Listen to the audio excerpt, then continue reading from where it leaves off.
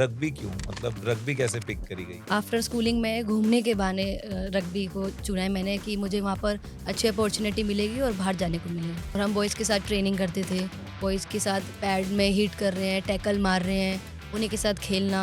आपने as a women like as a female athlete क्या-क्या परेशानियाँ झेली? मेरा फैमिली सपोर्ट काफ़ी अच्छा था। मैं घर के नीचे से जाती हूँ ऊपर तो लोग भी कहते हैं कि क्या ही खेलती है, खुद को तुड़वा कर आ जाती है। ये स्कॉलरशिप जैसे स्टार्टिंग में हमें मिलती थी 15 साइड की भी, सेवन्स की भी, वो धीरे-धीरे बंद हो गई है। कोई यंग प्लेयर है जिसको खेलना है रग्बी, अभी फ़िलहाल तो उनको अपने जेब से ही खर्चा करना पड़ेगा। स्टेट लेवल पे ये है कि जैसे आपने नेशनल खेल लिया तो 20 से 22 हज़ार रुपये आपको सिर्फ पैसा मिलेगा। ज़्यादा पैसा हमारे डेली टीम में है ही नहीं। कोई उड़ीसा से हो या वेस्ट बंगाल से हो। उनको तो सर पार्टिसिपेशन के 11-11, 12-12 लाख मिलते हैं। रग्बी प्रीमियर लीग से क्या चेंज आया है हमारे रग्बी में? जब हमने देखा कि जो ओलंपियंस थे और जो वर्ल्ड कप सीरीज खेल रहे हैं, वर्ल्ड सीरीज में खेल रहे हैं, वो प्लेयर हमारी इंडिया टीम के साथ खेल रहे हैं।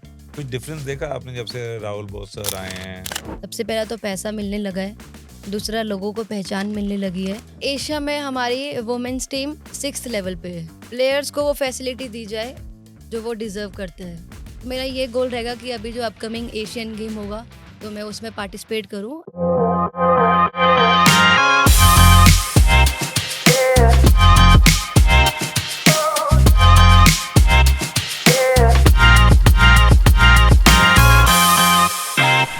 शीतल पहले तो ये बताओ कि टांग का क्या हाल चाल है? जी। एसीएल अब बार-बार इंजरी हो जाती है। जी, ये मेरी सेकंड इंजरी है। इससे पहले मेरे को भी रिसेंटली 2024 में लगा था जैन में और फिर उसके बाद मैंने कमबैक किया, इंडिया के लिए खेला।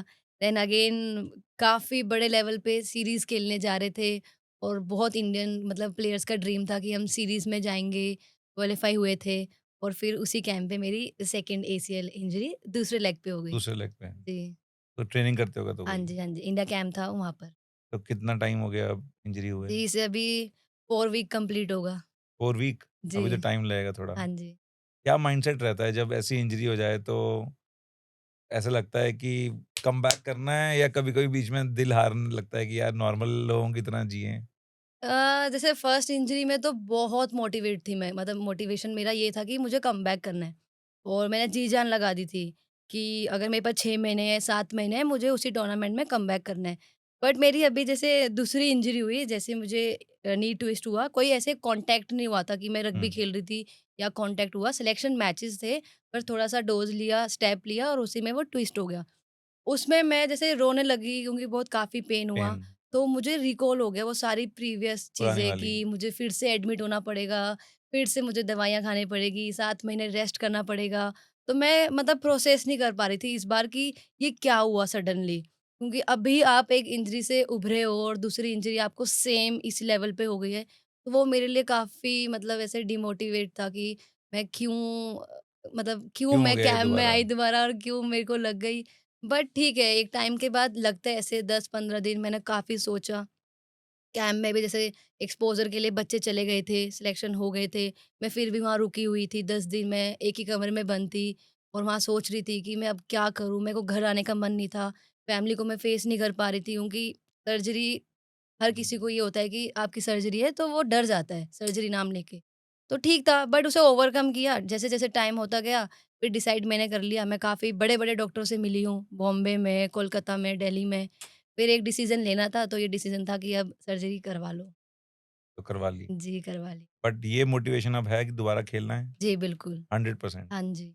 तो पूरे दिन आपको लगता है कि ये जो माइंडसेट है, उससे हीलिंग जल्दी हो जाती है? हाँ जी, बिल्कुल होते हैं क्योंकि जैसे अब जब मुझे लगी, अब हम लोग ने एशियन सीरीज़ के लिए क्वालीफ़ाई किया और उसमें अभी टॉप 6 लेवल पे हमने कंप्लीट किया है। तो अब नेक्स्ट हमारे पास है कि एक शॉर्ट टर्म गोल कि एशियन गेम खेलना है। अब जब आपके पास गोल्स होते हैं तो ऑटोमैटिक आपका माइंडसेट उस लेवल पे पहुँचता है। तो मेरा माइंडसेट भी ये है कि कोई प्रॉब्लम नहीं है, चाहे मेरे दोनों नी इंजर्ड है, बट मुझे खेलना है। तो मेरा ये गोल रहेगा कि अभी जो अपकमिंग एशियन गेम होगा तो मैं उसमें पार्टिसिपेट करूँ। इन केस अगर मैं नहीं कर पाती तो नेक्स्ट सीरीज़ है, उसमें मैं खेलूँ।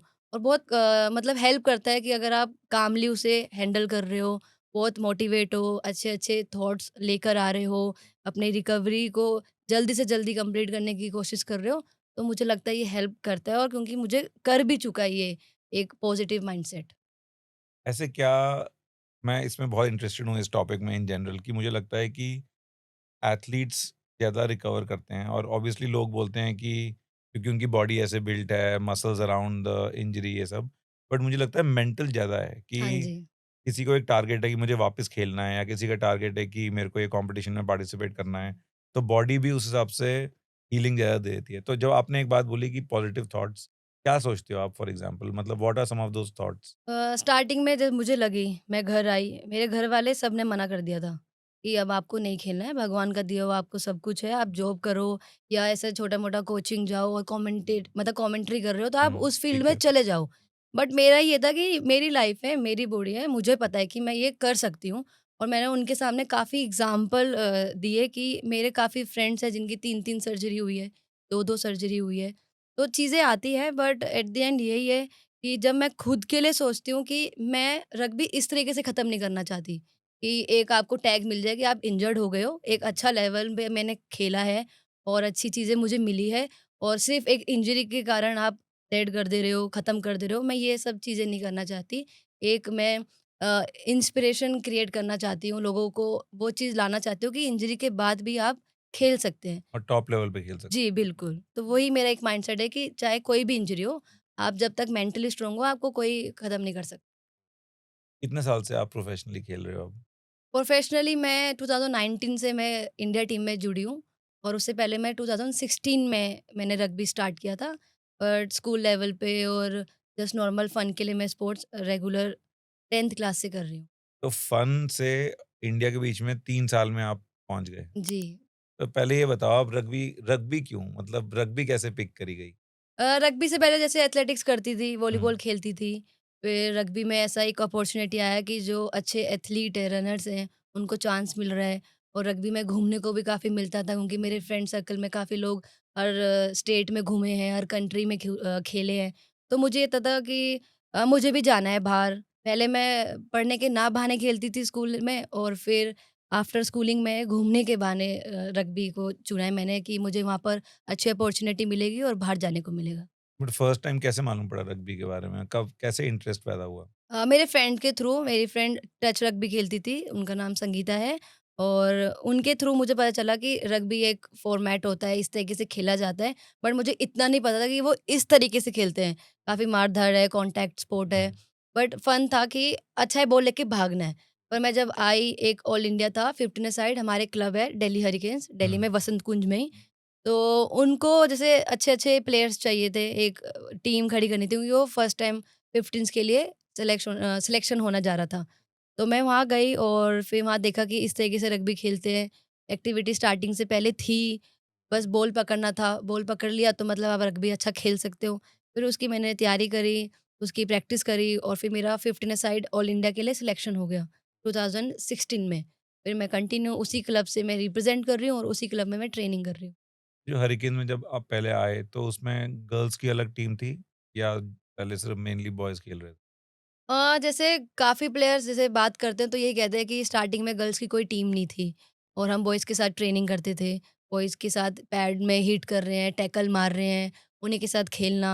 फिर जब धीरे-धीरे सबका इंटरेस्ट बढ़ता गया रग्बी के लिए, तो टीम बनती गई और फिर वही हम पहली बार 15 साइड में खेलने गए थे, जब हमारे पास कम से कम ऑलमोस्ट 20 से 25 लड़कियाँ थी खेलने के लिए।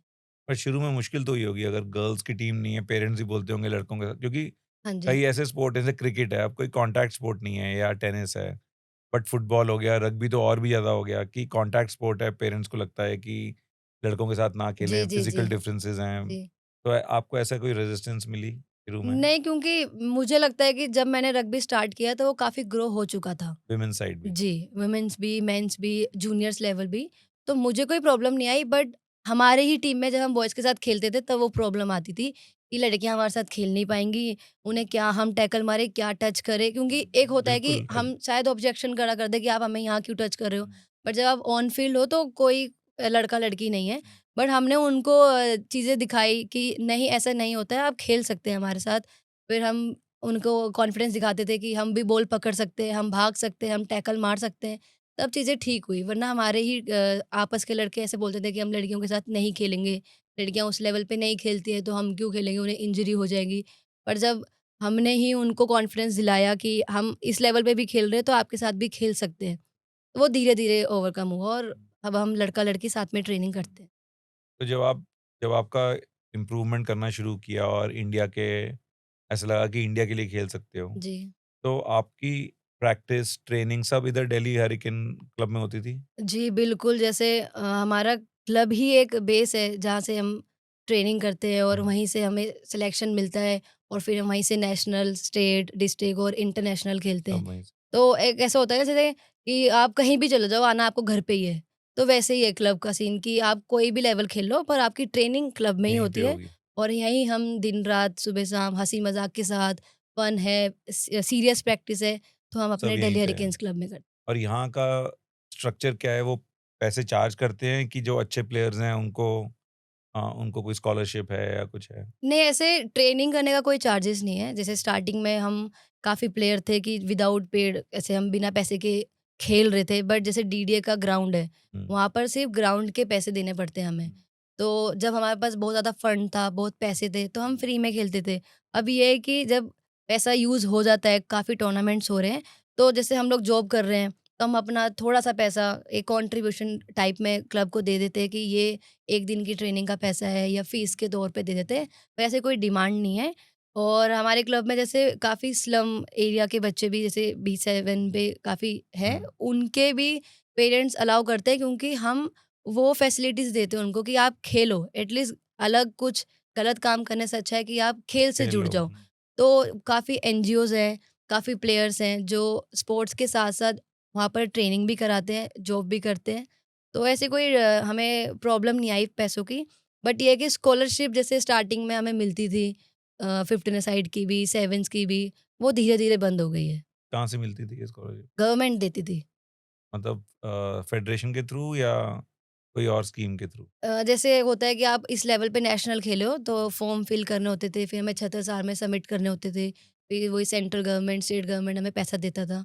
फिर वही है धीरे-धीरे उनकी भी पॉलिसी बढ़ती गई कि आपके ये गेम मार्क किए गए कि ये वाला फॉर्मेट होगा, 15s नहीं है तो सेवेंस खेलेंगे, सेवेंस की भी टर्म्स कंडीशन अलग है। तो जो लोगों को जिस स्कॉलरशिप मिलती थी पहले जिस गेम में, अब वो हम काफ़ी टाइम से खेल रहे हैं, वो हमें भी नहीं मिलती। नहीं मिलती। जी। तो अब अगर कोई यंग प्लेयर है जिसको खेलना है रग्बी, वो अभी फ़िलहाल तो उनको अपने जेब से ही खर्चा करना पड़ेगा, जो भी जी। ट्रेनिंग, आना-जाना, कुछ जो भी सामान वगैरह, डाइट सब कुछ। हाँ जी। उसके बाद अगर जब वो थोड़े अच्छे लेवल पे खेलते हैं, स्टेट लेवल पे, तभी भी कोई एज़ सच कोई स्कॉलरशिप नहीं है। नहीं, स्टेट लेवल पे ये है कि जैसे आपने नेशनल खेल लिया, तो 20 से 22,000 रुपए आपको सिर्फ़ पैसा मिलेगा, पर प्लेयर। ज़्यादा पैसा हमारे डेली टीम में है ही नहीं। मैं टोटल मतलब एक पूरे उसका हाँ जी, पूरे जैसे सीज़न नेशनल का। गेम होते हैं, जैसे हुँ। नेशनल गेम से कम्पीट करने के लिए आपको 20-22 हज़ार रुपए मिल गया। हाँ जी, जो नॉर्मल सीनियर नेशनल्स होते हैं, उसकी स्कॉलरशिप 20-25 हज़ार है, मुश्किल से। और जो नेशनल्स गेम रहते हैं, उनकी स्कॉलरशिप जैसे लास्ट टाइम हमारी बॉयज़ टीम 3rd आई थी, तो उन्हें 50,000 मिले थे। 1 लाख रुपए बोले थे, वो भी हमें डिडक्ट होके 50,000 मिले और वही पैसा दूसरे स्टेट में 3 लाख, 5 लाख, 7 लाख मिलता है। तो फर्स्ट ये दिल्ली में ऐसा है। दिल्ली में ऐसा हुँ। है और दिल्ली में जैसे हम लोग एशियन ट्रॉफी खेलते हैं, उसके ढाई ढाई 3-3 लाख रुपए मिला करते थे, अब वो भी नहीं मिल रहे। मैं पिछले 2019 से खेल रही हूँ, तो मुझे कोई स्कॉलरशिप का पैसा नहीं मिला है। और बाकी कौन से स्टेट्स हैं जहाँ पैसा अच्छा बेटर मिल जाता है? बिहार, उड़ीसा, महाराष्ट्र, हरियाणा अ, वेस्ट बंगाल, वहाँ पर नेशनल के जैसे 5 लाख हैं, 3 लाख, 2 लाख ऐसे फर्स्ट, सेकंड, थर्ड का प्राइज़ है। और वही टूर्नामेंट अगर हम खेल रहे हैं, तो वहाँ पर 50, 1 या डेढ़ ऐसे कुछ पैसा है बस। Last to last national game का 1.5 लाख या 1 लाख मिलता होगा, वो अभी तक कुछ मिला नहीं है। तो अभी तक जो फंडिंग करी है या जैसे भी है वो सेल्फ आपने अपने पेरेंट्स ने या खुद अपना इधर-उधर से कमा के ही आपने स्पोर्ट में डाला है? जी, जैसे क्लब टूर्नामेंट होता है तो हमारा क्लब प्रोवाइड करता है। स्टेट में काफ़ी बार मैंने खुद के पैसे देकर ट्रैवल किया है, चाहे वो फ्लाइट हो, ट्रेन हो। हमें बोलते थे कि वो वापस वापस मिल जाएगा, पर वो अभी तक मुझे तो मिला नहीं नहीं मिला है। है। हाँ। बाकी प्लेयर को मिलता होगा वो मुझे नहीं पता, बट मुझे नहीं मिला है। मैंने काफ़ी ज़्यादातर ट्रैवल किया है, तो मैं अपने पैसे से करती हूँ कि सूटेबल होना चाहिए कि आप अगर आपके पास टाइम है तो आप ट्रेन पे जाओ, नहीं है तो फ्लाइट पे जाओ। फिर कुछ लोग ये कह देते हैं कि अगर फ्लाइट पे जा रहे हो तो अपना खर्चा खुद उठाओ, ट्रेन पे भी जा रहे हो तो उसमें भी ये राजधानी होगी तो उसके पैसे आप खुद दो। तो काफ़ी टाइम तक ये है कि अभी भी स्टिल कुछ टूर्नामेंट होते हैं तो उसका पैसा हम खुद ही देते हैं, जो कि ट्रैवल का। ट्रैवल का और जी, रहना-खाना फिर वो वहाँ का रहना रहता है। खाना फिर जो होस्ट करवा रही है वो दे देते हैं। और कैसा फैसिलिटी रहती है वो? ठीक रहती है नॉर्मल, अगर कंपेयर करो तो कुछ स्टेट में काफ़ी अच्छा है, कुछ स्टेट में फ़ॉर्मेलिटी की जाती है कि 2 अंडे देकर काम चला लेते हैं। कुछ स्टेट में ये है कि आपको प्रॉपर चिकन, डाइट प्रॉपर, अंडे वगैरह सब मिलते हैं अनलिमिटेड। और रहने की? रहने की भी है, कुछ एसी रूम्स होते हैं, कुछ आप डॉर्मेट्रीज़ में रहो। शेयर्ड मतलब हाँ डॉर्मेट्री जी। में आप टूर्नामेंट के लिए गए, 10-15 लोग एक ही जी, डॉर्मेट्री में जी, सो जी। रहे हैं, 2 जी। अंडे मिल रहे हैं, हाँ जी, हाँ पैसे जी। नहीं मिल रहे। कुछ नहीं मिलता। तो तो इस केस में जब इंसान वैसे ही स्ट्रगल कर रहा है कि टॉप पे पहुँचना है जी, और अगर फाइनेंशियल सिचुएशन अपनी ज़्यादा अच्छी ना हो, जी। तो क्या मोटिवेशन लेके क्या क्या ऐसे मोटिवेट करता है आपको कि फिर भी करना है? कि पैसे की भी कमी है, सपोर्ट की भी कमी है और ऐसा एक जुनून है कि बस देश का जुनून है कि देश के लिए खेलना है या स्पोर्ट का जुनून है कि हाईएस्ट लेवल पे खेलना है? क्या मोटिवेट करता है आपको? जी, पहला तो ये है कि देश के लिए खेलना है, ये मोटिवेट करता है क्योंकि हर किसी को इंडिया खेलने का एक सपना होता है। मेरा भी ड्रीम था पर वो पूरा हो गया। बट दूसरी बात ये है कि कमिटमेंट होती है खुद से, खुद के लिए, स्पोर्ट्स के लिए। तो मेरी कमिटमेंट है कि मैं जितना कर सकती हूँ अपने लिए करूँगी, क्योंकि मैं नहीं चाहती कि मैं कुछ गलत डायरेक्शन में जाके उस पैसे को वेस्ट करूँ। मैं कुछ अच्छी जगह पे पैसा लगाना चाहती हूँ और मुझे ये पता है कि जब मैंने स्टार्ट किया था वो ज़ीरो से स्टार्ट किया था और अब धीरे-धीरे मुझे चीज़ें मिल रही है, इनकम से लेकर मेरी फाइनेंशियल प्रॉब्लम से लेकर सारी चीज़ें की फैसिलिटीज़ मिल रही है। तो कहीं न कहीं से चीज़ें आ ही जाती है। तो अगर जैसे मैं सोचती कि मुझे इतना पैसा चाहिए इस गेम में, पैसे नहीं मिल रहे, तो शायद मैं इस लेवल पे नहीं खेलती।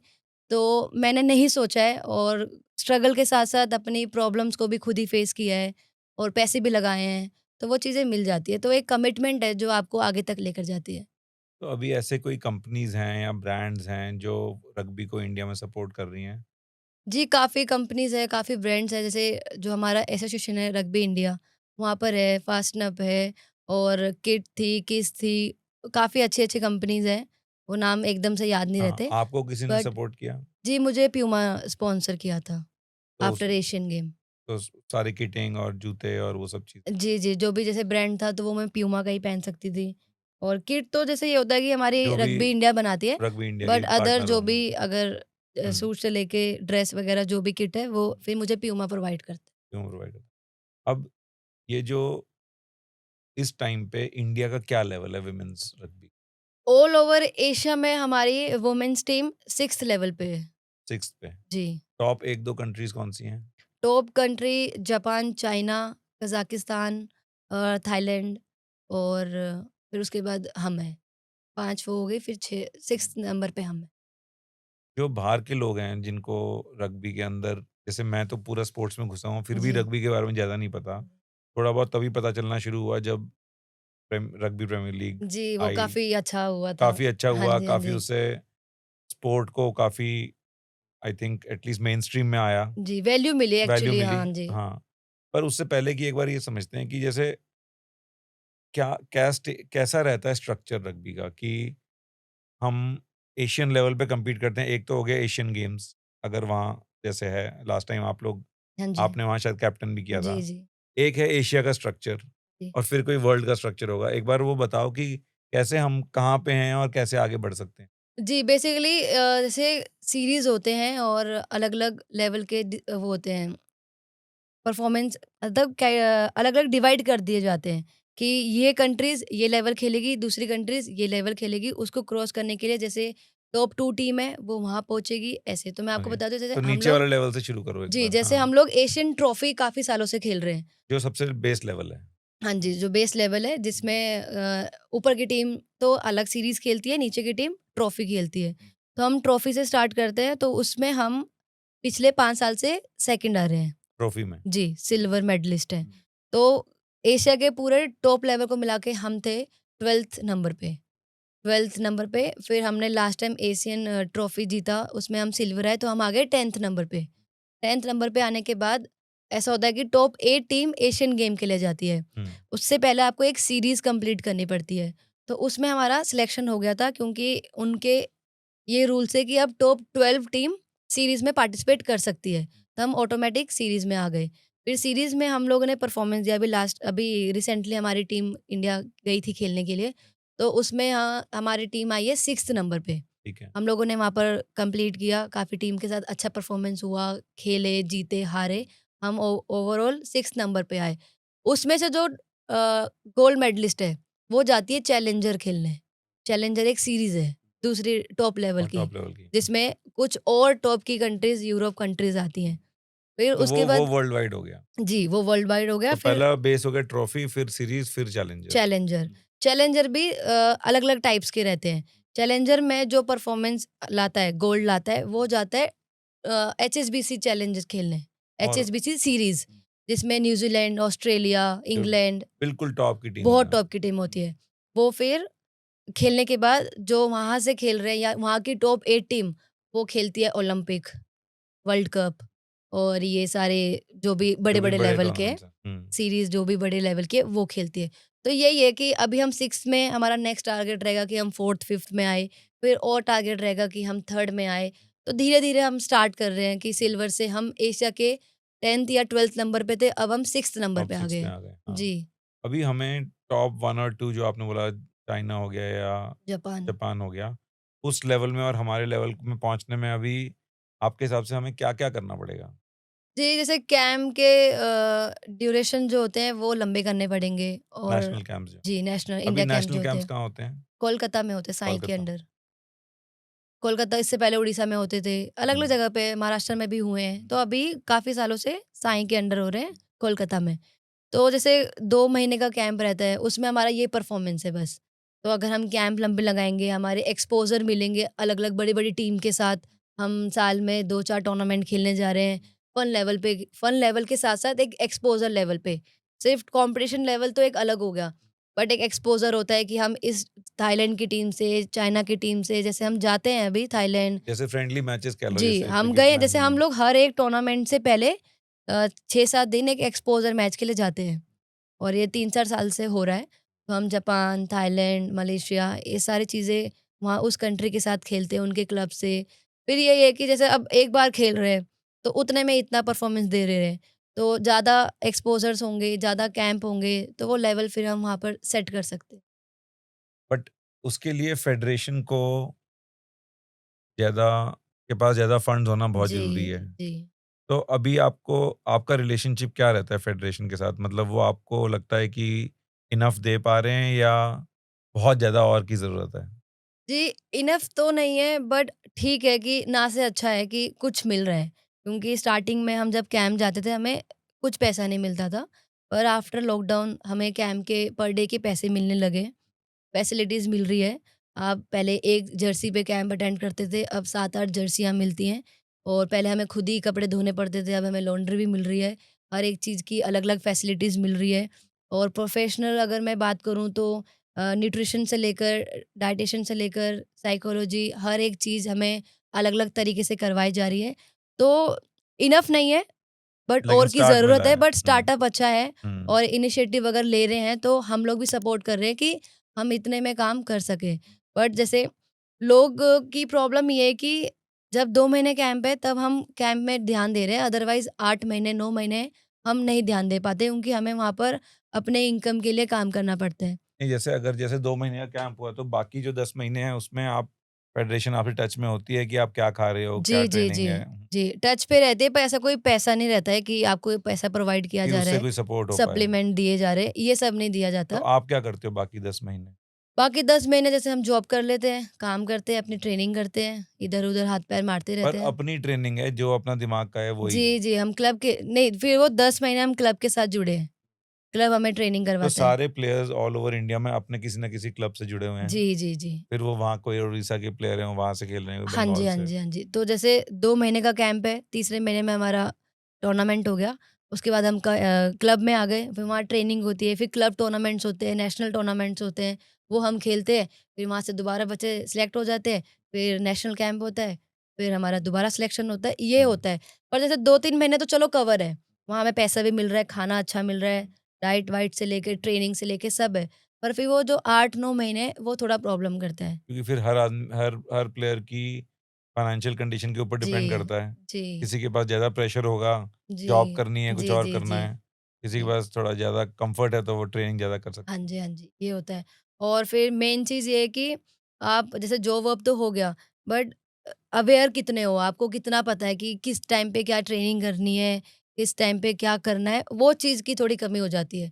हुँ, बट अभी ये है कि हमारे कोचेज़ हमें वर्कआउट प्लान भेजते हैं, पूरा डाटाबेस हमारा पूरा प्लान किया जाता है, वो चीज़ अच्छी है। बट और ज़रूरत है कि हम 7-7, 8-8 महीने अ, अगर हम कैंप में भी नहीं है, घर पे है, तो वो सपोर्ट मिलते रहे हुँ। कि हमें कहीं और जाने की ज़रूरत ना पड़े।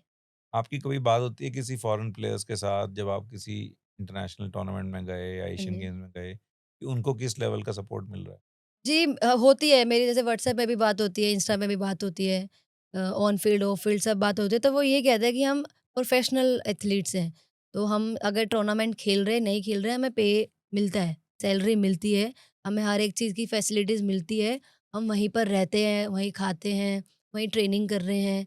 तो वो सारी चीज़ें हम सेमी से भी थोड़े सेमी प्रोफेशनल एथलीट हैं। सिर्फ़ 2 या 4 महीने के कैंप में हम ये चीज़ें दे रहे हैं, ये चीज़ें कर रहे हैं।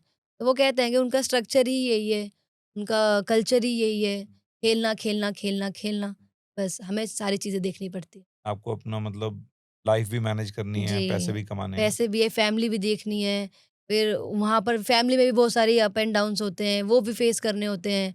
फिर कभी कह दिया स्कूल्स में जैसे जॉब कर रहे हैं, कोचिंग लाइन पे जॉब कर रहे हैं, वहाँ से ऑफ नहीं मिला, लीव लेटर नहीं मिले, तो वो हमें जाने नहीं देते, तो वो टूर्नामेंट स्किप करने पड़ते हैं, बहुत सारी चीज़ें हो जाती हैं। फिर इंजरी है, इंजरी तो है ही कि हाँ, वो तो फिर जी। बट ये है कि हमारे एसोसिएशन अब जैसे इंजरी होती है, पहले तो बहुत प्लेयर्स ने फेस की है इंजरी, ओवरकम करके वो कमबैक भी नहीं कर पाए हैं बिकॉज़ ऑफ पैसा, फाइनेंशियल प्रॉब्लम। बट अब है कि हमारा इंश्योरेंस है सबका, जो भी टॉप तो जैसे एथलीट्स अब हैं। आप इंजर्ड हो तो फेडरेशन कवर कर रहा है पैसा जी, जी, सब इंश्योरेंस के सब थ्रू? मेरा हुँ, एसोसिएशन दे रहा है, हर एक चीज़ का पैसा वो देते हैं। और अगर जैसे हमारे सेंटर है एबीटीवी, अभिनव बिंद्रा सेंटर उड़ीसा में, उनकी फैसिलिटीज़ भी है। फिर उन्हें बताना पड़ता है कि हमें यहाँ जाना है। अगर हम दिल्ली जैसे स्टेट में अलग-अलग स्टेट में काम भी करना चाहते हैं, रिहैब भी करना चाहते हैं, तो वो चीज़ें वो देखते हैं फिर। पहले ये नहीं था कि पहले प्लेयर इंजर्ड हो गया तो फिर वो नहीं कमबैक कर पाता था। तो अगर आप कंफर्टेबल हो शेयर करने के लिए तो एक इंडिया लेवल वुमेन्स प्लेयर साल में रग्बी खेल के कितना पैसा कमा लेते हैं? अ, अगर रग्बी की बात करूँ सिर्फ तो रग्बी से। सिर्फ़ रग्बी की। देखो दिल्ली टीम का तो ज़ीरो समझो। पर ये जो नेशनल कैंप वगैरह मतलब उसमें बेसिक स्टाइपेंड ही है, मतलब कोई ऐसा खर्चा नहीं है, जी, मतलब उसमें पैसे नहीं है कैंप के तो 2 महीने हैं तो 80-90 हज़ार मिलता है बस। 2 महीने में। हाँ, 2 महीने में। और वो कैंप का पैसा है। और अगर जैसे पूरे टूर्नामेंट को अगर मैं काउंट करूँ, नेशनल, इंटरनेशनल, हाँ, स्टेट, उसमें भी गवर्नमेंट की ये पॉलिसी है कि जो सबसे हाईएस्ट लेवल का टूर्नामेंट होगा उसी की एक स्कॉलरशिप मिलेगी। ऐसा नहीं है कि मैं अगर 4 टूर्नामेंट खेली हूँ तो मुझे 4 की लेवल की अलग-अलग स्कॉलरशिप होगी, नहीं। आप उनमें से टॉप लेवल है उसे भरिए, उसका स्कॉलरशिप मिलेगा। तो अगर नेशनल में मेरा मेडल आ रहा है, 3rd आया, 2nd आया तो 25,000 वो हो गए, 80,000 ये हो गए। और इतना ही है दिल्ली टीम का तो। बाकी और बेस्ट कोई उड़ीसा से हो या वेस्ट बंगाल से हो? उनको तो सर पार्टिसिपेशन के 11-11, 12-12 लाख मिलते हैं। तो अगर मैं उड़ीसा टीम की बात करूँ तो कैंप के 70-80 हज़ार हो गए, नेशनल टीम के 5 लाख, फिर अगर एशियन गेम जैसे टूर्नामेंट पार्टिसिपेट किया उसके 11 लाख, तो वो तो 20-25 लाख कमा लेते हैं। तो उन स्टेट्स में ऐसी पॉलिसीज़ हैं जी, कि वो उनका अपने गवर्नमेंट सपोर्ट अच्छा मतलब है। स्टेट लेवल की गवर्नमेंट में ऐसी पॉलिसी है कि अगर आप नेशनल लेवल पे खेल रहे हो या इंटरनेशनल टूर्नामेंट्स खेल रहे हो, तो हम अपने प्लेयर्स को ज़्यादा इम्प्रूवमेंट जी, दिखाना च मतलब जी, ज़्यादा जी। पैसा देंगे। जी। और दिल्ली में ये दिल्ली में नहीं है क्योंकि मेरे को जहाँ तक याद है जैसे बाहर के प्लेयर्स नेशनल की स्कॉलरशिप भर रहे हैं, इंटरनेशनल भर रहे हैं, उनको सबका अलग-अलग पैसा मिल रहा है। अगर फॉर एग्ज़ाम्पल नेशनल गेम खेलें, नेशनल गेम के साथ-साथ सीनियर नेशनल भी खेलें, तो उसके 5 लाख, उसके 3 लाख, 7 लाख पैसे ऐसे आ जाते हैं। हमारे पास अगर मैंने इंटरनेशनल और नेशनल एक ही साल में 2 टूर्नामेंट खेल लिए, तो एक तो ही का मुझे सिर्फ़ मिलेगा। इंटरनेशनल कंसीडर किया जाएगा। उसका भी टर्म एंड कंडीशन ये है कि वो उस लेवल पे होना चाहिए। ट्रॉफ़ी तो है ही नहीं, सीरीज़ में तो अब मेडल है नहीं हमारा, तो मतलब साल का कोई पैसा नहीं। तो कैसे आप मैनेज करते हो? ऐसे ही खुशी-खुशी कमिटमेंट बोला तो। और कमिटमेंट है, खुशी है, बाहर जाने को मिल रहा है, इंडिया खेलने के लिए मिल रहा है, खुद के लिए एन्जॉय कर रही हूँ, वो लाइफ़ बना ली है एक, कि यही हुँ। मेरी लाइफ़ है। तो मुझे फ़र्क ही नहीं पड़ता कि अगर पैसा आ रहा है, नहीं आ रहा है, कोई बात नहीं, मैं खुश हूँ। ये वाला सीन है। और जो मेन्स रग्बी है उसमें क्या डिफरेंस है? मेंस रग्बी एक भी बार आप रग्बी सिमिलर है। प्रीमियर लीग को अलग छोड़ दो। जी, वैसे ये सिमिलर है कि जिस स्टेट पे खेल रहे हो उस पे डिपेंड करेगा, मेन्स के लिए भी? मैं समझी नहीं मतलब? जैसे विमेन्स वाला तो आपने बताया कि अगर आप उड़ीसा या वेस्ट बंगाल से खेल रहे हो शायद आप 10, 12, 15 लाख कमा लो साल जी, के, जी, जी, जी। पर दिल्ली से हो तो शायद 1 आध लाख भी मुश्किल ही सेम है, बने। सेम है। मेन्स का भी men's similar women same structure है। चीज़ है, हुँ, सेम अगर टूर्नामेंट है, तो अगर सेम स्टेट है तो सेम ही पैसा मिलेगा, ऐसा कुछ नहीं है। बट दिल्ली में मैं कितने सालों से रह रही हूँ, दिल्ली का कोई सपोर्ट नहीं है। गवर्नमेंट का भी सपोर्ट नहीं है, मुझे लगता भी नहीं है कि हमारे गवर्नमेंट को पता है कि हम रग्बी खेलते हैं। कोई किसी को नहीं पता और यही चीज़ मैं जब बाहर के एथलीट्स को देख रही हूँ, रग्बी में, तो हर एक सपोर्ट है गवर्नमेंट के जो भी मिनिस्टर में मिनिस्ट्री लाइन पे, वो उनसे मिलने आ रहे हैं, उन्हें वो बुला रहे हैं। हमें तो आज तक कभी कुछ बुलाया भी नहीं है कि हम जाकर उनसे मिल लें कि हम मेरा नाम शीतल है और मैं रग्बी खेलती हूँ। कभी हुआ ही नहीं ऐसा। तो वो चीज़ थोड़ा लैग करता है हमारे स्टेट में। अभी कुछ दिन पहले मैं एक एथलीट से मिला जो आइस स्केटिंग करती हैं जी। और उन्होंने एशियन लेवल पे मेडल जीते। तो उनको कौन बनेगा करोड़पति में बुलाया गया, हाँ जी। ठीक है? अमिताभ बच्चन के पास। तो वो बता रहे थे कि कैसे लाइफ़ चेंज हो जाती है कि सब लोग अब जानने लगे, जी, जी, पूछने जी। लगे। बट अल्टीमेटली देखा जाए तो एक एक एथलीट हैं जिनको हाँ जी। सिर्फ़ सभी लोग दिल से सब सेम होते हैं कि जान लड़ा जी। रहे हैं, इंडिया के लिए खेलना है, अच्छा परफ़ॉर्म करना है। तो अब एक थोड़ा-सा मुझे बताओ ये रग्बी प्रीमियर लीग से क्या चेंज आया है हमारे रग्बी में? मेन्स में तो आया ही होगा, जी, जी। वुमेन्स में क्या आया है? वुमेन्स में भी ये है जैसे ये फर्स्ट टाइम जैसे आरपीएल किया गया, काफ़ी बात हुई थी इसके लिए कि करना है, करना है, करना है। काफ़ी सालों की मेहनत है और इसमें बहुत बड़ा हाथ है हमारे राहुल सर का, राहुल बोस जो हैं। तो उन्होंने काफ़ी इनिशिएटिव लिया इस चीज़ का कि करना ही है और जैसे बहुत सारे अभी बीच में फ्लाइट का सीन हो गया था, वो पोस्टपोन भी होने के बाद भी ये हुआ है। कुछ बाहर के प्लेयर्स ने मना भी कर दिया था कि हम नहीं आएँगे, बिकॉज़ ऑफ आपके इंडिया में ये चल रहा है, ऐसा चल रहा है और इंडिया का। गड़बड़। तो बहुत सारी चीज़ें थी, फिर दोबारा से सेटअप स्टार्ट किया, दोबारा से चीज़ें जो 2 महीने पहले होनी थी, वो 2 महीने बाद हुई है। तो जब हमने देखा कि जो ओलंपियंस थे और जो वर्ल्ड कप सीरीज़ खेल रहे हैं, वर्ल्ड सीरीज़ में खेल रहे हैं, वो प्लेयर हमारी इंडिया टीम के साथ खेल रहे हैं। हमारे इंडिया लेवल पे जो टीम खेल रही है, वो उनके साथ कैंप अटेंड कर रहे हैं, उनका कल्चर एक्सचेंज कर रहे हैं। वो सारी चीज़ें काफ़ी अच्छी लगी और जो क्राउड आया देखने के लिए कि आप मुंबई में तो वैसे भी रग्बी फ़ेमस है ही और फिर उस तरीके से कि बच्चों से लेकर बड़े तक सब जानते हैं कि रग्बी क्या है, रग्बी क्या है। उनके जो बैनर से लेकर पैम्पलेट जो भी हर एयरपोर्ट में दिखने को मिला, तो वो सारी चीज़ें बहुत अच्छी लगी और जैसे आरपीएल खत्म हुआ, तो बहुत लोग चाह रहे थे कि हम इनसे जुड़े, रग्बी से जुड़े और रग्बी में अप्रोच ला रहे थे कि हम ये करना चाहते हैं, ऐसा करना चाहते हैं। तो वो चेंजेस काफ़ी दिखे कि लोग जान रहे हैं और मेन चीज़ है कि स्टार्टिंग जैसे हम लोग रग्बी खेलते हैं तो यूट्यूब, फेसबुक में लाइव दिखता है। यहाँ पर लाइव दिखा है हॉटस्टार पे और जियो स्टार ये सारी चीज़ें हैं। वहाँ पर लाइव दिखना, वहाँ की ऑडियंस देख रही है, घर बैठे-बैठे ऑडियंस हमें देख रही है कि रग्बी एक ऐसा गेम है। तो अब बात चल रही है कि आने वाले टाइम पे शायद इस साल या नेक्स्ट ईयर वुमेन्स का भी सेम ही चल रही है, फॉर्मेट बात होगा। चल रही है। जी, और वुमेन्स टीम भी पार्टिसिपेट करेगी और ऐसे ही बाहर के प्लेयर्स के साथ हमारी इंडिया टीम मर्ज होके खेलेंगी। आई थिंक जो इंटरनेशनल प्लेयर्स का एक्सपीरियंस आता है कि जी। आपके लॉकर रूम में कोई ऐसे प्लेयर हैं जो ओलंपिक लेवल पे खेल रहे हैं, हाँ जो जी। टॉप 6 कंट्रीज़, 5 कंट्रीज़ के प्लेयर्स हैं। ना केवल वो अपना एक्सपीरियंस लाते हैं बट कैसे ट्रेनिंग करनी है, जी, फिज़िकल फिटनेस कैसे है, माइंडसेट कैसा है, जी। उससे बहुत बहुत फ़र्क बहुत पड़ता फ़र्क होगा। पड़ता है और मेन चीज़ है कि जैसे हमारे इंडियंस तो बहुत सीरियस रहते हैं हर एक चीज़ को लेकर, छोटे टूर्नामेंट से लेके बड़े टूर्नामेंट तक। पर बाहर के प्लेयर्स बहुत फन है, बहुत एन्जॉय करते हैं, बहुत अलग तरीके का लाइफ़स्टाइल जीते हैं। तो उन्हें पता है कि ये लेवल अगर हम खेल रहे हैं तो वो ऑन फील्ड दिखेगा और फील्ड वो लोग अपनी जो कल्चर जो वहाँ का है, जो जैसे डांस करना, सिंगिंग, मस्ती-मज़ाक वो चीज़ ट्रेनिंग से पहले लेकर आते हैं। ताकि हम एक-दूसरे से इंटरैक्ट कर पाएँ। तो वो कोचेज़ भी कर रहे थे और प्लेयर्स भी कर रहे थे। वहाँ पर जो भी उनका सिग्नेचर स्टाइल है, वो करना। हमारे इंडियंस कहीं न कहीं डरते हैं कि शायद हवाबाज़ी का नाम दे देंगे, ऐसे कर देंगे। पर उनको देख के ऐसा लगा कि यार ये नॉर्मल होना चाहे चाहिए। ट्राई हो रही है, हाँ, नहीं हो रही है, पर वो एन्जॉय कर रहे हैं। हम क्यों नहीं कर सकते? बस वो चीज़ है, वो माइंडसेट चेंज करने की ज़रूरत है कि कोई बात नहीं, अगर आपको ऑडियंस बोल रही है हवाबाजी है, तो कोई बात नहीं, आप एन्जॉय करो। अपने अपनी पर्सनैलिटी को वही चीज़, एम्ब्रेस वो करो। मेरे को सबसे अच्छा लगा। और आपने कमेंट्री करी वहाँ पे, जी। तो उसका बताओ थोड़ा एक्सपीरियंस कैसा रहा? अच्छा एक्सपीरियंस था, सडनली जैसे राहुल सर कुछ का ज़्यादा तो फ़ोन नहीं बोल आया। दिया? राहुल सर का फ़ोन आया कि आप कर सकते हो, बोल्ड हो, ये हो। तो मेरे को तो खुद पे ऐसे यकीन नहीं था कि अच्छा कमेंट्री पहली बार करनी। कर रहे थे? हाँ, फर्स्ट टाइम कर रही थी। ऐसे मतलब हुँ, बहुत ब नहीं वैसे कभी करी नहीं है, हाँ, मस्ती-मज़ाक वाली तो चलो करते हुँ, रहते हैं इधर-उधर। बट ऐसे सीरियस लेवल पे फर्स्ट टाइम करी है। अच्छा एक्सपीरियंस था, काफ़ी बड़े-बड़े अच्छे कमेंटेटर से मैं मिली हूँ, सुनील सर से, सौमिल सर से और बाहर के जितने भी इंग्लिश कमेंटेटर्स थे, उनसे मिल रही हूँ, जो वर्ल्ड कप लेवल पे कर रहे हैं, सीरीज़ खेल रहे हैं, एचएसबीसी, ओलंपिक टाइप के कमेंटेटर्स, उनसे मिली हूँ।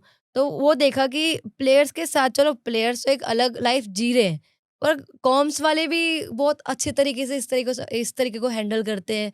हर एक चीज़ को एन्जॉय करना, नोट डाउन करना, काफ़ी चीज़ें अच्छी लगी हैं। बस थोड़ा ऊपर-नीचे हो गया था, वो फर्स्ट एक्सपीरियंस था। ट्राई करूँगी कि अगर इन केस नेक्स्ट सीज़न में बुलाए तो काफ़ी अच्छा करूँ। नहीं मेरे ख़्याल से तो बुलाना चाहिए। जी, मुझे वो तो ऐसा देखते लगता हैं है। किस्मत पे डिपेंड है कि क्या हुँ, पता बुला ले। पर मुझे काफ़ी अच्छा एक्सपोज़र मिला है इस कमेंट्री से। बट एक चीज़ हुई होगी ना कि जैसे अब जैसे एक स्पोर्ट में थोड़ी आईबॉल्स आईं। जी, अल्टीमेटली पैसा तो किसी भी स्पोर्ट में तभी है जब लोग देख रहे हैं। जी। डायरेक्टली कह लो या इनडायरेक्टली, इनडायरेक्टली है तो फिर कंपनीज़ आएँगी, स्पॉन्सर्स आएँगे, हाँ जी। डायरेक्टली है कि वही लोग टिकट खरीद रहे हैं, जो भी। अब जब रग्बी का ओवरऑल आईबॉल्स बढ़ रही हैं, व्यूअरशिप बढ़ रही है, तो फेडरेशन के पास भी थोड़ा ज़्यादा पैसा आएगा। हाँ जी। वो शायद वुमेन्स साइड पे भी आए। अगर जी। वुमेन्स शुरू ना भी हो, तभी भी इसका पॉजिटिव इम्पैक्ट तो है ही ना। जी, बिल्कुल। अब जैसे आईपीएल के बाद काफ़ी टूर्नामेंट्स हमारे हुए हैं, जूनियर से लेकर सीनियर तक। तो पहले ये होता था कि सीनियर्स लेवल के प्लेयर ही एक्सपोज़र के लिए जा रहे हैं, उन पे ही फंड यूज़ किया जा रहा है। बट इस साल जो भी टूर्नामेंट हुआ under 18, under 20, senior, men's, women's सब एक्सपोज़र के लिए गए हैं। तो जैसे वो फॉर एग्ज़ाम्पल कहाँ पे? जैसे हम लोग गए थे थाईलैंड, लड़कियाँ गई हैं मलेशिया, लड़के गए हैं अलग कंट्रीज़ पे, श्रीलंका, और उनसे छोटी लड़कियाँ भी अलग, जैसे मलेशिया में ही अलग हुँ, एशिया यूनिवर्सिटीज़ में या हुँ। कहीं और। ऐसे पहले सिर्फ़ ये सीनियर वुमेन्स जाती बट थी। पैसा आ रहा है तभी ये कर पैसा पा आ रहे रहा है, हैं। फंड आ रहा है, और क्योंकि अगर अंडर 18 और 20 की बात करें तो हम सीनियर उनके साथ एज़ अ एक्सपोज़र खेल सकते हैं। हुँ, बट बाहर की टीम का इम्पैक्ट एक अलग अलग ही होता है। है। तो वो चीज़ काफ़ी अच्छी लगी कि इस साल में सारी टीम एक्सपोज़र के साथ-साथ हर एक फैसिलिटीज़ यूज़ कर रही हैं जो हम चाहते थे ऐसा। तो वो चीज़ देखने को मिल रही है, वो ग्रो हो रहा है, रग्बी ग्रो हो रही है, वहाँ के अलग-अलग जो कंट्रीज़ हैं उनसे इंटरेक्शन हो रहे हैं। तो वो चीज़ मुझे इस साल देखने को मिली। और आपके हिसाब से और क्या पॉजिटिव इम्पैक्ट आया आरपीएल के वजह से? लोग जानने लगे हैं प्लेयर्स के साथ-साथ, जो जैसे नॉर्मल अगर हम जाते भी हैं, तब भी जानते हैं क्योंकि वो लाइव टेलीकास्ट हुआ है तो लोग पहचानते हैं कि अच्छा ये ऐसे इन प्लेयर इधर खेल रहे थे। तो लोगों का इंटरेक्शन बढ़ा है और प्लेयर्स बढ़े हैं। अब लोगों की ड्रीम्स बढ़े हैं कि अब हमें आरपीएल जैसे टूर्नामेंट पे खेलना है। आप किसी के पास भी जाओगे, कोई भी प्लेयर के पास, अब वो ये नहीं कह रहा कि हमें इंडिया खेलना है, वो ये हुँ। कह रहा है हमें आरपीएल खेलना है। हमारा ये ड्रीम है कि हम आरपीएल में सिलेक्ट हो जाएँ। तो वो जो बेस मिला है ना, क्योंकि लीग सबको पसंद होती है, तो वो बेस काफ़ी अच्छा आरपीएल ने सेट किया है। एग्ज़ाम्पल एक सेट किया है कि बड़े-बड़े लेवल पे किस तरीके से खेलेंगे, प्लेयर के साथ कैसे खेलेंगे, और यूरोप कंट्रीज़, ऐसी कंट्रीज़ के साथ किस तरीके से खेलना है। तो वो सारी चीज़ें चेंजेस देखने को मिली। अब आपका क्या पर्सनल एम्बिशन है? अब अगले आई थिंक फ्यू मंथ्स तो आपको जी, रेस्ट में। इंजरी, रेस्ट और रिकवरी उसके बाद। लेकिन अभी रग्बी में आप क्या एम्बिशन देखते हो? अभी जैसे मैं रेस्ट में हूँ, तो मैं ये सोच रही हूँ कि खेल तो सकती नहीं हूँ, पर मुँह चला सकती हूँ, तो मैं एज़ अ कमेंट्री करूँ।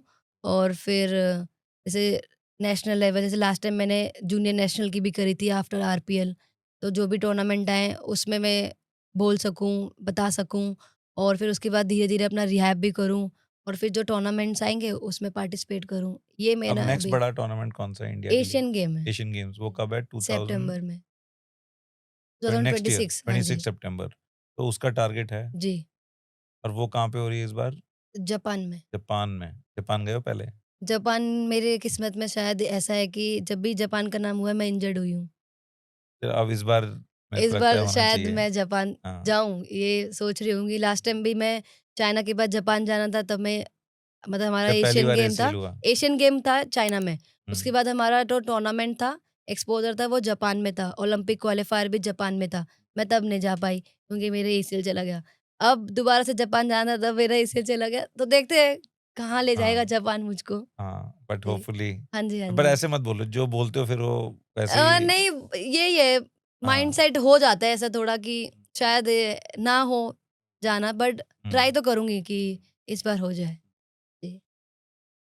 तो जापान के बाद अगर बाय चांस तब तक रिकवरी नहीं हो, तो फिर से आप जो टूर्नामेंट्स हैं हमारे जिसमें हमारी रैंकिंग होती है, जो आप बता रहे थे चैलेंजर और वो सब, वो हर साल होते हैं? जी, हर साल होता है। तो हर साल में आप हम एशिया लेवल पे कम्पीट करेंगे और जैसे-जैसे इम्प्रूव करते जाएँगे। जी, अब हम जैसे सीरीज़ में टॉप 6 लेवल पे है, तो टॉप 8 टीम ही सीरीज़ खेलती है, टॉप 8 टॉप 12, तो हम सीरीज़ ही कंटिन्यू खेलेंगे। तो इन केस अगर मैं जापान नहीं जा पाती, मतलब एशियन गेम नहीं जा पाती, तो मैं फिर सीरीज़ में खेलने का ट्राई करूँगी। अब मेरे को एक अलग तरीके की एक समझनी है कि जो मैं हमारे देश में कुछ टफ टफनेस रहती है विमेन एथलीट्स की। आपने as a women like as a female athlete क्या-क्या परेशानियाँ झेली या क्या-क्या सुनने में मिला? फैमिली बैकग्राउंड से लेकर, बाहर से लेकर, कैसा आपको ये जर्नी टफ रही या आपको परवाह नहीं थी, आप लगे रहे? स्पेशली ऐसे स्पोर्ट में जो इतना फिज़िकल है, जी। राइट? क्योंकि 4 लोग बोलने वाले हो जाते हैं। तो ये जर्नी कैसी रही आपकी? ज़्यादा बोलूँ तो टफ नहीं थी इतनी, क्योंकि मेरा फैमिली सपोर्ट काफ़ी अच्छा था और हम लोग स्टार्टिंग से ऐसे सेपरेट ही रहे हैं, मम्मी-पापा, हम भाई-बहन। जैसे हम हिमाचल मेरा बैकग्राउंड है, तो हम गाँव में नहीं रहे, यहीं रहे हैं। तो मेरे फैमिली में ये था कि आप जो भी कर रहे हो अच्छे से करो, कोई प्रॉब्लम नहीं है, सपोर्ट करेंगे। बट उन्हें प्रॉब्लम होती थी कि मैं गेम स्वाइप कर देती थी। कभी कुछ कभी खेल रही रनिंग हूँ, से फिर कभी वॉलीबॉल रग्बी में खेल आ रही हूँ, गए फिर मैं हम। रग्बी खेल रही हूँ और रग्बी तक भी ठीक था। फिर जैसे मेरी हेड इंजरी हुई, तब उन्हें प्रॉब्लम हुई कि आप ऐसे ये गेम क्यों खेल रहे हो, आपको नहीं खेलना चाहिए। फिर भी मैंने उन्हें समझाया। फिर धीरे-धीरे जब खेलती गई, कोई प्रॉब्लम नहीं आती गई। फिर जैसे मैं इंजरी होती गई, तब उनका ये था कि अब आप मत खेलो। अभी भी स्टिल ये कहते हैं कि आप मत खेलो, हो गया, हो गया, हो गया। समझाना पड़ता है।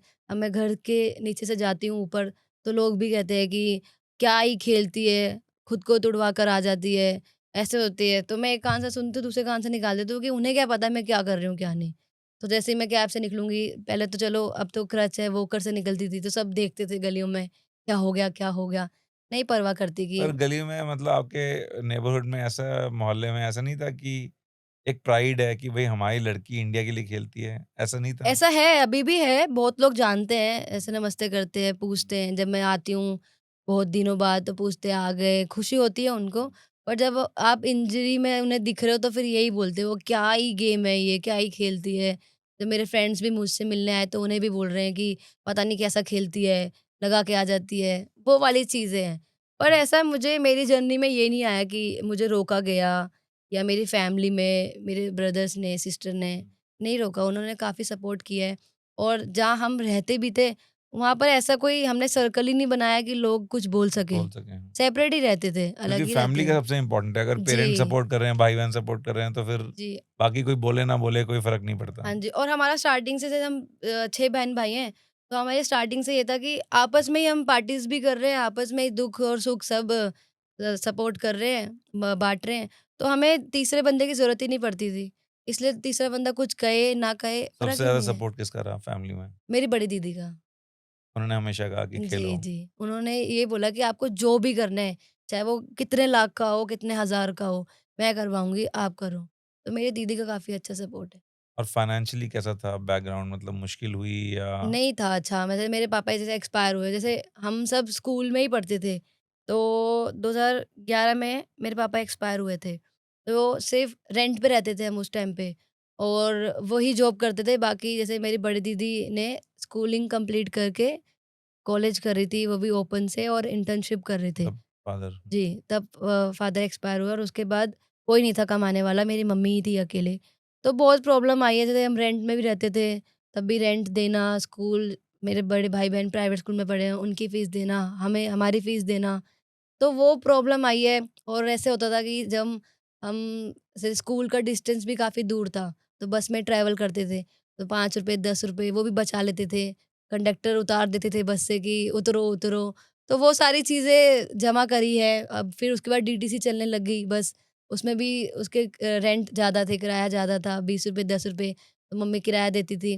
तो वो भी हम बचाते थे कि अरे नहीं ना, बचा लेते हैं, काम आएँगे, ऐसे आएँगे। तो याद है मुझे कि स्कूल टाइम पे भी हमारे को बहुत बस से धक्के मार के निकाला गया कि उतरो, पैसे नहीं है, ये नहीं है, ऐसा नहीं है। तो वो फ़र्क ही नहीं पड़ा, अब इतना याद भी नहीं करती मैं। मैंने कहा ठीक है, जो होता है अच्छे के लिए होता है। पर उस टाइम फिर दीदी ने काम करना शुरू फिर किया वहाँ। दीदी ने अपनी सारी चीज़ें, अपने ड्रीम सबको साइड में रखकर फिर एक इंटर्नशिप करी, फिर जॉब करी, फिर हमें पाला। फिर उसी को देखकर फिर मेरी दूसरी दीदी ने भी सेम किया और मेरा भाई उस टाइम पे क्रिकेट खेलता था। और वो धर्मशाला गया हुआ था, धर्मशाला से भी उसे जब न्यूज़ पता चली कि पापा एक्सपायर हो गए, वो उस टाइम पे घर पे भी नहीं था। फिर उसका बहुत ड्रीम था कि मैं ऐसे रणजी ट्रॉफ़ी खेलूँ, क्रिकेट खेलूँ और फिर आफ्टर मतलब डेथ उसने कुछ नहीं किया, वो सब छोड़ दिया उसने। फिर वो भी स्कूल के बाद जॉब करने लग गया। तो हम छोटे भाई-बहनों को हमारे बड़े भाई-बहनों ने सँभाला है। तो जो भी हमने अचीव किया है, वो हमारे बड़े भाई-बहन की वजह से है कि उन्होंने अपने ड्रीम्स को साइड रखकर, अपने जो भी उन्हें चाहिए थी, उन सबको साइड रखकर उन्होंने हमें पाला।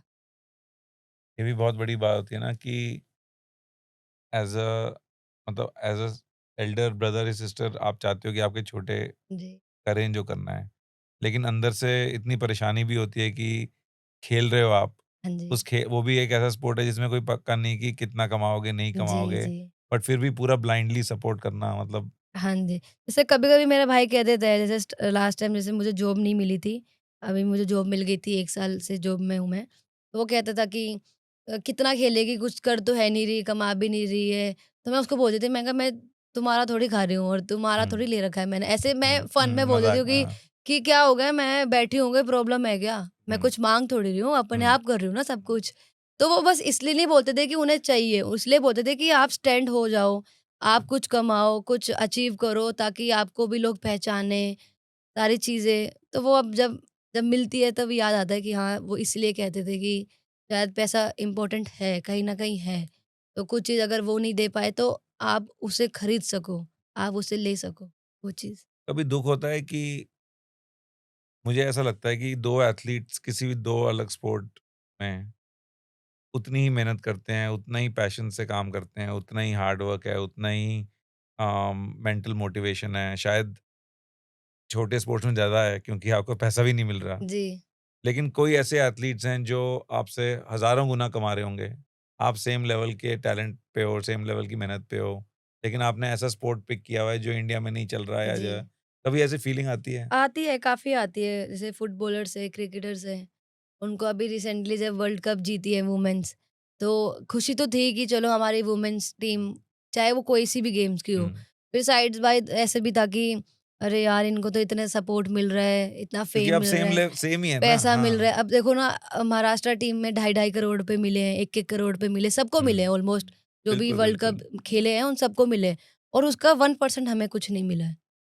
हम भी 9 साल से 10 साल से इंडिया खेल रहे हैं और वो लोग भी खेल रहे हैं। उनका भी मेडल आया, वर्ल्ड कप बहुत बड़ा लेवल है, ठीक है। बट फिर हम देख रहे हैं सोशल मीडिया पूरी पागल हो रखी है कि ऐसा है, वैसा है और स्पोर्ट्स में इतना नहीं है। तो हम भी चाहते हैं कि हमारे रग्बी को फेम मिले, हमारी रग्बी को पैसा मिले और इतना पैसा नहीं कि चलो 2.5 करोड़ 3 करोड़ दो, पर दो, कुछ दो 2-4 कि लाख तो दो। 2-4 हाँ। तो हाँ, सही बात है। 2-4 लाख दो कि ताकि हम भी बता सकें कि ये हुँ, एक सपोर्ट है, हुँ, स्पोर्ट्स है जिसे सपोर्ट करने की ज़रूरत है। तो वो चीज़ नहीं है, थोड़ा दुःख लगता है। स्टार्टिंग से ही है कि जैसे हम जो टूर्नामेंट खेल रहे हैं, हमारे साथ-साथ काफ़ी टूर्नामेंट्स हुए हैं, हॉकी हुए हैं, वॉलीबॉल हुए हैं। फिर हम देख रहे हैं कि न्यूज़पेपर के आर्टिकल्स में उनके नाम है और बाकी गवर्नमेंट उन्हें सपोर्ट कर रही है। हमारा कोई नाम ही नहीं है, हमें कोई सपोर्ट ही नहीं कर रहा। फिर भी हम लगे पड़े हैं। फिर वही है, एक ही चीज़ ढूँढते हैं, शायद हमारी खुशी इसी में लगे रहो। लगे रहो। जी, रिग्रेट होता है कभी? रिग्रेट नहीं होता। कि मैंने ये क्यों चुन लिया, मैं ये कर लेती तो शायद ऐसा रिग्रेट नहीं होता। बस थोड़ा दुःख इस बात का होता है कि हमें वो फ़ेम नहीं मिल रहा, हमें वो मतलब रिस्पेक्ट रिकॉग्निशन नहीं मिल रही। हुँ। जी। और अगर मतलब एक ऐसा स्पोर्ट अगर आपको लगता है कि कोई ऐसा स्पोर्ट होता है जहाँ आप अच्छा कर पाते हैं, कोई और अगर जैसे एथलेटिक्स में कंटिन्यू करते, तो तब कैसा रहता? मतलब मैं एथलेटिक्स में भी काफ़ी साल रही हूँ, मैंने देखा है वहाँ पर भी अब जैसे कि नीरज चोपड़ा आ गए, पहले तो एथलेटिक्स में हमारा कोई मतलब एथलेटिक्स का एक्सटेंशन ही है वो, बट कोई प्लेयर नहीं था। अब वो आ गए, उन्होंने वर्ल्ड हमारा ऐसा है ना कि कोई जीत जाए तो उसे पैसे तब डाल वही दो। मैं बोलने वाली थी कि वो पहले थे, मैंने उन्हें ट्रेनिंग करते हुए देखा है, हमारे हाँ, ट्रेनिंग मतलब नेहरू स्टेडियम में वो ट्रेनिंग करते थे, जब हम जाते थे, तब वो आते थे। तो उस टाइम पे मेरे सामने से निकल रहे हैं, मैं मुझे पता ही नहीं कि इतना बड़ा कौन है? स्टार मेरे सामने से जा रहा है, हाय भी हुँ, कर लूँ, हेलो भी कर लूँ, तो हम नहीं करते थे। फिर देखा कि कुछ सालों बाद मतलब मेडल आया है, हुँ, एशियन मेडल आया है, तब ये फिर होता अरे यार फ़ोटो खिंचा लेना चाहिए था उस उस टाइम टाइम पे, पे बात कर हाँ, लेना चाहिए था, शायद उन्हें याद रहता कि मैं हाँ, मिली हूँ, हाँ, ऐसा। हाँ, तो वही है, आफ्टर अचीवमेंट सक्सेस के आपको बाद ही। सारी चीज़ें पूछी जा रही है, तो उसका फ़ायदा क्या? पहले अगर पूछा जाता तो शायद उस टाइम से मैं उनको, या मैं उनकी फ़ैन होती, या वो मेरे एक मतलब आइडियल रह हो सकते थे। तो वो वाली चीज़ है, वो है नहीं। तो अब जैसे फॉर एग्ज़ाम्पल अगर हमारी वुमेन्स टीम या कोई भी टीम रग्बी में एशियन लेवल पे मेडल लाएगी, तो आप देखना कल से हमारे आर्टिकल छपेंगे। बिल्कुल सही बात है। बट 5th 6th कंप्लीट करना भी हाँ, बहुत बड़ी बड़ी बात है। हार्ड वर्क है कि ये आप हुँ, एटलीस्ट जा रहे और वो हो। भी ऐसे स्पोर्ट जहाँ बिल्कुल कोई भी रिसोर्सेज़ नहीं है, कुछ जी। पैसा नहीं हाँ इन्वेस्ट हो जी, हाँ रहा। जी। तो ये सबसे बड़ी चीज़ है कि सारी चीज़ें मिलने के बाद आपको पूछा जाता है, बट जब स्ट्रगल फेज़ चल रहा होता है तो आपको कोई नहीं पूछता। आपको सबसे ज़्यादा इंस्पायर किसने किया है लाइफ़ में, एथलीट्स में? कोई रग्बी प्लेयर हो या कोई और एथलीट हो? रियल लाइफ़ में जैसे मेरी मम्मी हैं, उन्होंने काफ़ी मतलब मुझे मोटिवेट किया है, वो मेरी रोल मॉडल भी हैं और मैं उनसे काफ़ी इंस्पायर हूँ। बट एज़ अ गेम की मैं बात करूँ तो जैसे जब से मैं इंडिया कैंप में आई हूँ, मैं वाबिस भरूचा हमारी कैप्टन रह चुकी है काफ़ी 9-10 साल से। मैं उनसे काफ़ी इंस्पायर हूँ। सिर्फ़ स्पोर्ट्स को लेकर नहीं, एक नॉर्मल आप लाइफ़स्टाइल कैसे रहते हो, जीते हो, उन सब को लेकर मैं उनसे काफ़ी इंस्पायर हूँ। और अगर मैं क्रिकेट मतलब मेल क्रिकेट कह रही हूँ, मेल रग्बी की बात करूँ तो मैं मोहित खत्री से काफ़ी इंस्पायर हूँ। वो भी इंडिया के। जी, वो अभी लास्ट टाइम इंडिया टीम के कैप्टन थे, बट वो भी मेरी तरह एसीएल लेकर बैठे हैं। जी। और इंटरनेशनली बेस्ट टीम्स कौन-सी हैं जहाँ आपको देखने में मज़ा आता है? न्यूज़ीलैंड, ऑस्ट्रेलिया, इंग्लैंड ये जो टीम है। कन्वेंशनल जी, हाँ, और अभी लास्ट टाइम आईपीएल में भी आए थे न्यूज़ीलैंड के प्लेयर। तो मैंने किसी को नहीं देखा, मैं उन्हीं के पास गई थी, उनसे ही बात करी, काफ़ी अच्छे हैं, रोको नाम है उनका। तो मतलब उनका गेम भी काफ़ी अच्छा है। तो वो हैं काफ़ी टीम जो लोगों को पसंद है। जब आप खेलने से रिटायर कर जाओगे, कभी भी, तो आपको लगता है आप स्पोर्ट्स से जुड़े रहोगे? जी, मेरा ये ड्रीम है कि अगर मैंने रिटायरमेंट भी ले ली तो मैं कहीं न कहीं स्पोर्ट्स से नहीं, रग्बी से मैं जुड़ी रहूँगी, कैसे भी करके। क्या आपको मतलब लगता है कि आपके दिमाग में एक अच्छा कोच बन सकते हो आप या कमेंटेटर या एडमिनिस्ट्रेटर आप फेडरेशन वगैरह में जाना, क्या आपको लगता है? कोचिंग और जैसे टीचिंग मेरे को स्टार्टिंग से पसंद नहीं है नहीं है? और मुझे ऐसा लगता है कि मैं करा भी नहीं सकती। मेरा बहुत जॉली नेचर है, फन, तो मुझे लगता है तो कि कोच एक तो ज़रूरी थोड़ी है कि स्ट्रिक्ट हो, फन भी तो हो पता नहीं, सकते मुझे हैं। ऐसा लगता है क्योंकि मैंने ट्राई भी किया है। जैसे कोचिंग मैंने काफ़ी कराई है। मैं जैसे एनजीओज़ में भी जाती थी, स्कूल में भी जाती थी, कराई है। बट मैं ना सेम काम एक बार मतलब सिर्फ़ पता नहीं मैं खेल कैसे रही हूँ कंटिन्यू, बट मैं एक काम को कंटिन्यू नहीं कर सकती। तो मुझे लगता है कि जैसे अगर मैं कोचिंग करूँगी, मैं बँध जाऊँगी। कमेंटेटर क्या है कि आज कर लिया, कल नहीं करूँगी। उसमें बोलना है, उसमें कुछ भी बोलना है। पर मैं एज़ अ प्लेयर्स को कुछ नहीं बोल सकती ना। वहाँ पर थोड़ा शांत रहना पड़ेगा, देखना हाँ, पड़ेगा। तो मैं वो चीज़ करना चाहती हूँ जहाँ मुझे फ्रीडम हो, कुछ भी बोलने की आज़ादी हो। तो कौन-सी ऐसा प्रोफेशन कमेंटेटर है। कमेंट्री है? कमेंट्री है और आपको लगता है कि एडमिनिस्ट्रेशन में प्लेयर्स का होना चाहिए रोल? मुझे इसका आइडिया नहीं है। मतलब जैसे फेडरेशन वगैरह में एक्स प्लेयर होने चाहिए कि नहीं? होने चाहिए, होने चाहिए ना, क्योंकि होने वो चाहिए। प्रॉब्लम समझते और होंगे। सिर्फ़ एडमिनिस्ट्रेटर में नहीं, बहुत सारी चीज़ें हैं जिसमें एक्स प्लेयर होने चाहिए। कोचिंग स्टाफ में, मैनेजमेंट में और सारी चीज़ों में, क्योंकि एक एक्स प्लेयर ही जानता है जो करंट प्लेयर होंगे, उनकी प्रॉब्लम, उनकी स्थिति कि किस तरीके से वो फेस को टॉलरेट कर रहे हैं, एडजस्ट कर रहे हैं। तो वो एक्स प्लेयर मुझे लगता है कि जब अभी कोचिंग में भी हमारे कुछ पहले थे कि नॉन प्लेयर ही आते थे। अब काफ़ी टाइम से एक्स एक्स प्लेयर ही प्लेयर आते आते हैं। हैं। तो उनकी कोचिंग स्टाइल काफ़ी डिफरेंस है। डिफरेंट है और जो नॉन रग्बी प्लेयर है उनकी काफ़ी डिफरेंट है। तो ज़रूरी नहीं है कि एक अच्छा प्लेयर कोच अच्छा हो या ज़रूरी नहीं है कोई अच्छा कोच एक अच्छा प्लेयर हो। तो मुझे लगता है कि एक्स प्लेयर होने चाहिए हर एक फ़ील्ड में। चीज़ों को देखा है, उन्होंने समझा है, वो जी, प्लेयर्स की प्रॉब्लम समझ सकते वो हैं। फीलिंग मतलब अटैच है रिलेटेबल है फीलिंग। तो वो चीज़ें मुझे लगता है कि होनी चाहिए। लास्ट में आपसे 2 चीज़ें पूछना चाहता हूँ। एक ये है कि अगर किसी यंग प्लेयर जो रग्बी खेलने आता है, स्पेशली एक like girl player, female player, उनको आप क्या मैसेज देना चाहते हो? वो किस चीज़ों में फ़ोकस करें अभी? जैसे कोई अगर 7, 8, 9, 10, 11 टाइप इस रेंज की कोई यंग प्लेयर्स हैं, वो किस चीज़ पे फ़ोकस करें कि वो अच्छे रग्बी प्लेयर बन सकते हैं? अगर वो रग्बी नहीं खेल रहे तो इस टाइम पे? मैं ये कहूँगी कि रेगुलरिटी, आप रेगुलर रहो। आपको कुछ भी करने के लिए सबसे पहले रेगुलर होना पड़ेगा और बेफ़िक्र होके कि मुझे ये अचीव होगा या मैं इसमें अच्छा कर लूँगी, वो सब साइड रखकर आप बस उस चीज़ पे फ़ोकस करो कि आपको ये ही करना है, चाहे रिज़ल्ट अच्छा आए या बुरा आए। क्योंकि हमारे कुछ जनरेशन ऐसी है कि आप 1 साल मेहनत कर रहे हो पर दूसरे साल रिज़ल्ट नहीं है तो वो छोड़ देते हैं, वो स्किप कर देते हैं। कंसिस्टेंसी के लिए। जी, वो हुँ, सारी चीज़ें हैं कि जो यंग प्लेयर है उनका यही मैसेज है कि आप अच्छा परफ़ॉर्मेंस दे रहे हो या नहीं दे रहे हो, उसे गिव अप मत रेगुलर रहो। करो, रेगुलर रहो। और ऐसे कौन से स्किल्स हैं जो अभी वो पिक कर सकते हैं, जो बाद में रग्बी में हेल्प करेंगे? जैसे स्प्रिंटिंग एक स्किल जी, है, जी। ऐसे और क्या क्या कर सकते हैं अभी छोटे बच्चे? रग्बी के लिए जैसे मेनली कैचिंग होनी चाहिए और जैसे आप क्रिकेट बॉल कैच कर रहे हो, तो रग्बी तो फिर भी बहुत बड़ी बॉल है। मतलब हैंड आई कोऑर्डिनेशन हाँ टाइप? जी, ये कोऑर्डिनेशन होना चाहिए हैंड और आई का और आप ground, on field, of field किस तरीके से मेंटली कंट्रोल कर सकते हो, वो बहुत ज़रूरी है। तो नॉर्मल बेसिक है आपकी रिसीविंग होनी चाहिए, स्पीड आपने बता दिया था कि रनिंग अच्छी होनी चाहिए, हेल्थ इश्यूज़ ना हो इतने कि आपको 2 घंटे अगर ट्रेनिंग भी करना हो तो आप फटीग हो जाओ वहाँ पर। तो ये है कि स्ट्रेंथ तो बहुत बात आगे की बात है, एडवांस का हाँ। चीज़ है। स्पीड, कोऑर्डिनेशन और मेंटली स्ट्रॉन्ग। मेहनत कंसिस्टेंसी। जी, जी। और अब लास्ट जो टफ क्वेश्चन है, अगर अभी इंडियन रग्बी में 2 या 3 इम्प्रूवमेंट्स लानी हो ओवरऑल, तो क्या लाना चाहोगे आप? ओवरऑल इम्प्रूवमेंट यही है कि प्लेयर्स को वो फैसिलिटी दी जाए, जो वो डिज़र्व करते हैं।